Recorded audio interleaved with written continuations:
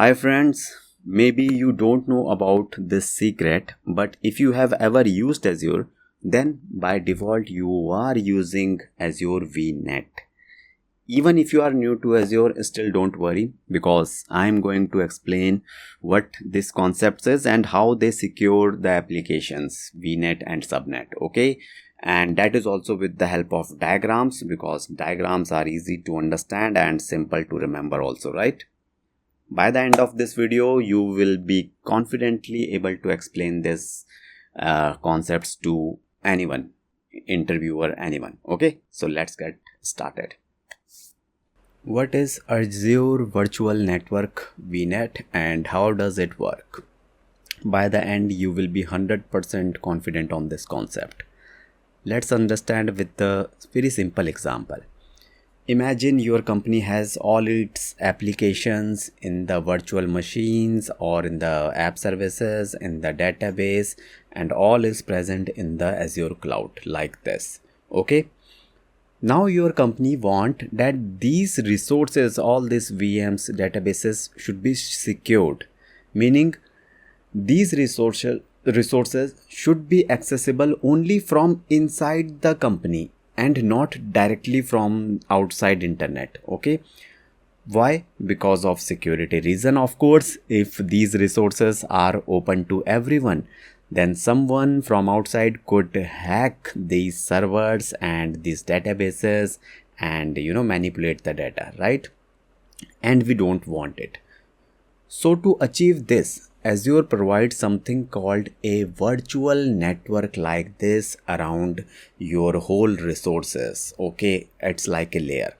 So it's like a private network, and inside the you have a private network and nobody can access that network without your permission.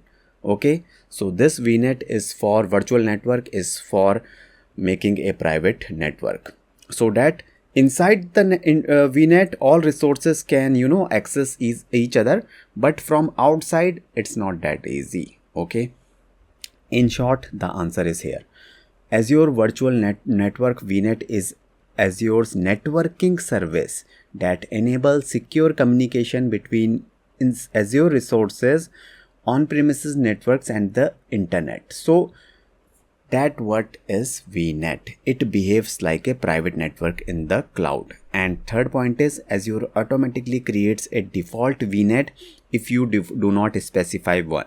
So by default, when you are creating resources, then you don't know in Azure, it already providing you a VNet.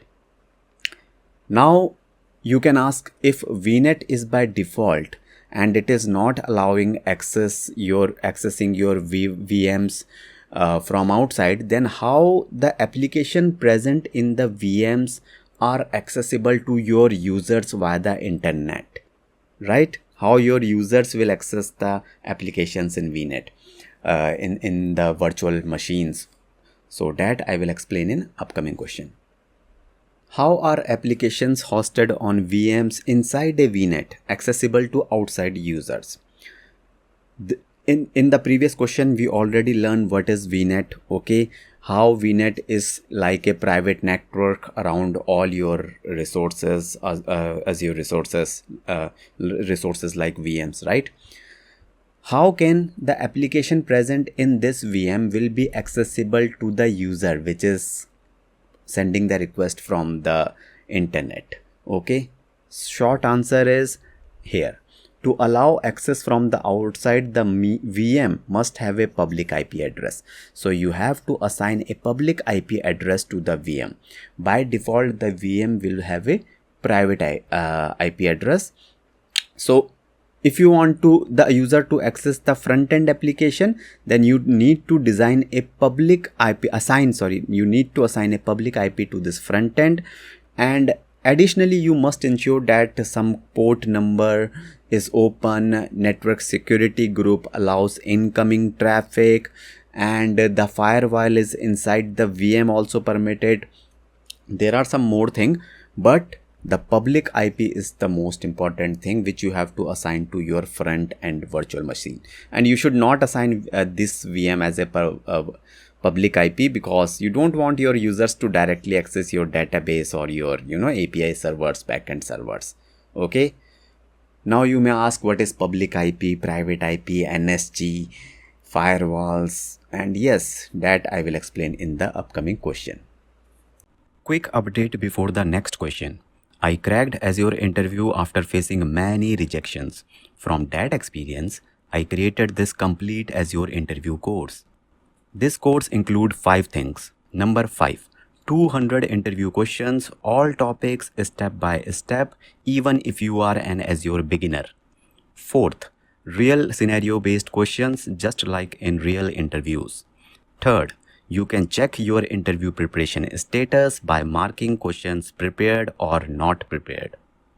Second is this PDF book for quick revision. And first is Azure Top 10 Mock Interviews. Many students cracked interviews using my courses. You can be the next. Course and book links are given in the description.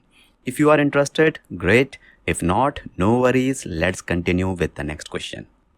What is the difference between private IP and public IP in Azure? In the question itself, answer is hidden. Public, private. Let's make it simple.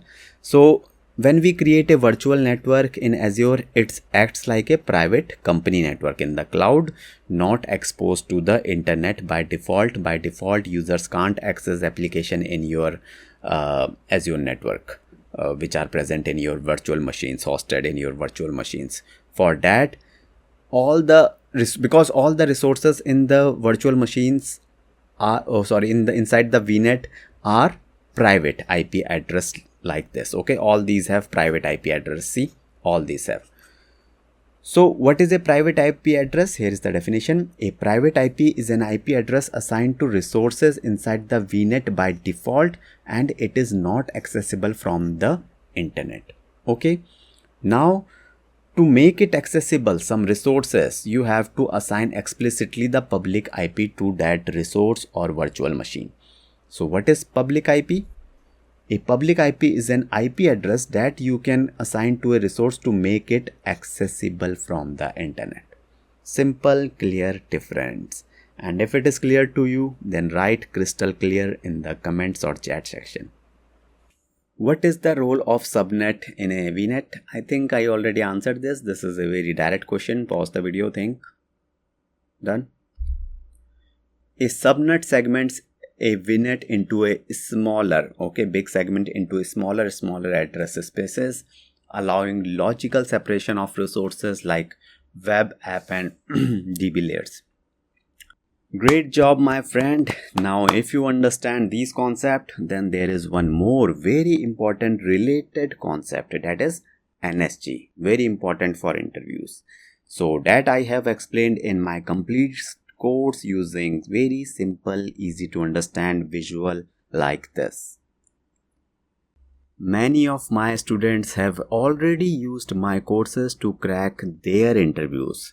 So if you are also serious about cracking your next Azure interview and do not want to miss a single question, then check out this course link and the PDF book link in the description below.